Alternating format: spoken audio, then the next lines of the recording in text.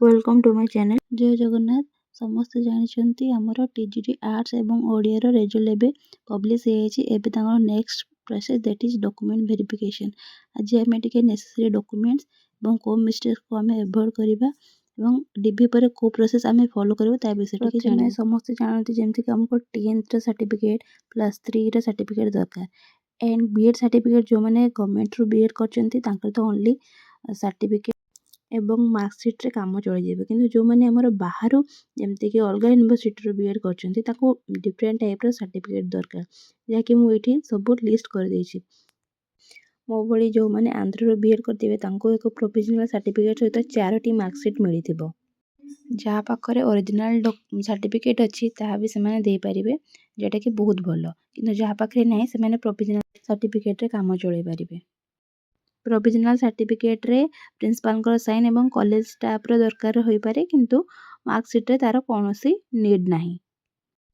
Then आपन को हमर इक्विवेलेंस सर्टिफिकेट लागिवो, जोटा कि आपन को उत्कल यूनिवर्सिटी रे भी हेताई पारे कि एनी रिकॉग्नाइज्ड यूनिवर्सिटी रे भी हेताई पारे। तापर आसला हमर affiliation certificate, that is most important. 2 वर्ष आपन जो 2 वर्ष पढिथिबे सेही 2 वर्ष रो एफिलिएशन आपन को देखिया में पड़िबो।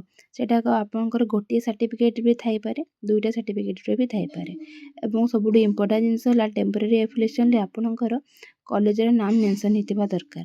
परमानेंट एफिलिएशन विषय मु नेक्स्ट स्लाइड रे कहिबे। एबे जेबा ओटीपीआरएमएस सर्टिफिकेट जेटा कि समस्त को जणा बहुत इंपोर्टेंट एवं निज नेम रे सेटा रजिस्ट्रेशन हेतिबा दरकार, कारण सेमान ताको स्कैन करी देखुछन एटा आपन को नारे आसुची ना आउ का नारे आसुची, तेनु आपन आउ काहार ओटीपीआरएमएस सर्टिफिकेट नै जाई परिबे नाही। देन परसेंटेज कन्वर्जन सर्टिफिकेट जोठी आपनकर सीजीपीए रे मार्क परसेंटेज रे कन्वर्ट हेतिबो एवं तार फार्मूला को आपन टिके मन रखि देथिबे। एवं जेते बेले भी आपन डिटेल्स फिल करछन सेठी फुल मार्क बीए रे 10 देबे एवं आपन सीजीपीए जेते भी थिबो ताको एवरेज बाहर करिकि सेठी मेंशन करबे 10 रु 8 कि 8 पॉइंट समथिंग कि 9 जहाँ भी हेबो ता लिखिबे।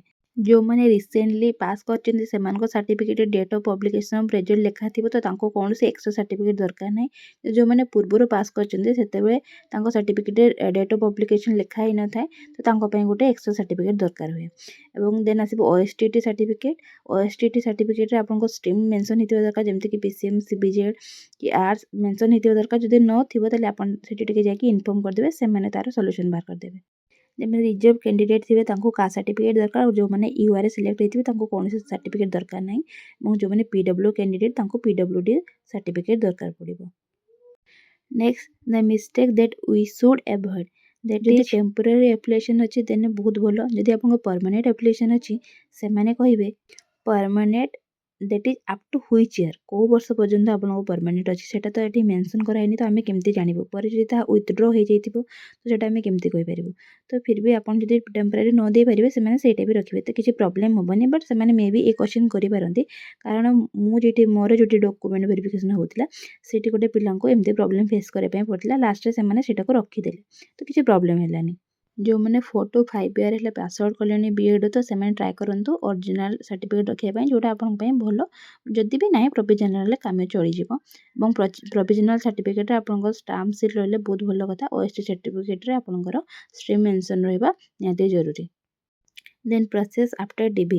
डीबी परे आपनकर गोटे फाइनल मेरिट लिस्ट बाहरिबो, जहाँ पर कि आपनकर सिलेक्टेड कैंडिडेट्स माने डिस्ट्रिक्ट एवं तांगर स्कूल ऑनलाइन ले चॉइस करिवे। बट डिस्ट्रिक्ट तो बहुत शीघ्र आपनको ऑनलाइन ले देखै दबो, किंतु स्कूलटा आपन ओरिएंटेशन डे दिन जानिबे।